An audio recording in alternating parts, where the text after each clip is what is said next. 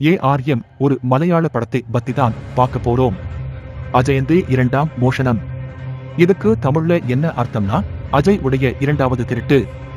விண்ணிலிருந்து வர ஒரு விண்கல் ஒரு கிராமத்துல வந்து விழுது. அந்த இடம் ஒரு பெரிய குலமாக இருந்தது. அதை அறிந்த ஒரு அரசன் சில நாட்கள் கழித்து அந்த குலத்தில் நீர் வற்றியதும் அந்த வெண்கற்களை எடுத்து சென்று அந்த வெண்கற்களையும் சில மர்ம உலோகங்களையும் வைத்து அரசன் ஆணைப்படி ஒரு அரிய விளக்கு செய்கிறார்கள். அந்த விளக்கிற்கு ஐம்பூதங்களையும் கட்டுப்படுத்தும் சக்தி இருக்கிறது. அதன் பிறகு அந்த அரசரும் நாடும் செழிப்பாக இருந்தார்கள். அப்போது ஒரு கடல் வியாபாரி ராஜாவிற்கு ரொம்ப தொல்லை கொடுத்து கொண்டு இருந்தான். ஒரு நாள் அவனை கேட்க போன ராஜாவோட மருமகனை அந்த கடல் வியாபாரி பிடிச்சு வச்சிருந்தா. அப்பதான் விண்கல் விழுந்த கிராமத்துல இருந்து ஒரு வீரனை அழைத்து உதவி கேட்கிறார்கள். அந்த வீரன் கடல் வியாபாரியை கொன்று ராஜா உடைய மருமகனை காப்பாற்றி வருகிறான். அதில் சந்தோஷமான ராஜா, உனக்கு என்ன வேணும்னாலும் கேளு என சொல்ல, அந்த வீரன் எங்க கிராமத்துல இருந்து எடுத்து வந்து விண் கல்லில் செய்த விளக்கு வேணும் என கேட்டார்.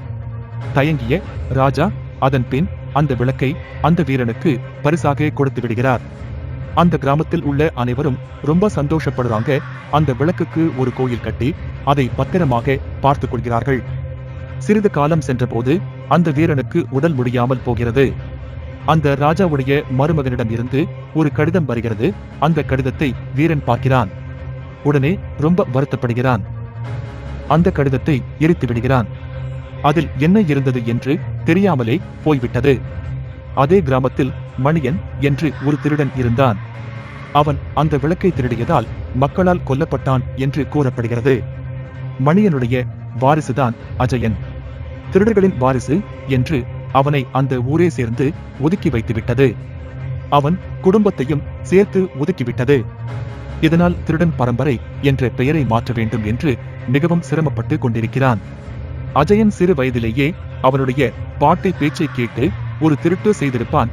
அவனுடைய அம்மாவுக்காக அவன் திருந்தி வாழ்ந்து கொண்டிருப்பான். அவன் எங்கு சென்றாலும் திருடனின் வாரிசு என்று அவனை ஒதுக்கிக் கொண்டே இருப்பார்கள். இந்த நிலையில் கிராமத்தில் இருக்கும் ஒரு பெரிய வீட்டின் பெண்ணை அஜயன் காதலிப்பான். இது சென்று கொண்டிருக்க அந்த விளக்கை திருட சிலர் இந்த கிராமத்திற்கு வந்திருப்பார்கள். அந்த விளக்கை திருடிவிட்டு அஜயன் மேல் அந்த பழியை போட்டு விடுவார்கள். இந்த பழி அஜயன் மேல் வரக்கூடாது என்பதற்கு அவர்கள் ஒரு நிபந்தனை வைத்திருப்பார்கள். அது என்ன நிபந்தனை என்றால், உண்மையான விளக்கை கண்டுபிடித்தால்தான் இந்த திருட்டுப்பழி உன் மேல் விழாது என்பதுதான் அந்த நிபந்தனை. அப்போதுதான் தெரியும் அந்த கிராமத்தில் இருந்த விளக்கு போலி என்று. இவ்வளவு நாள் இங்கிருந்த விளக்கும் அந்த ராஜா கொடுத்த விளக்கும் பொய்யான விளக்கு.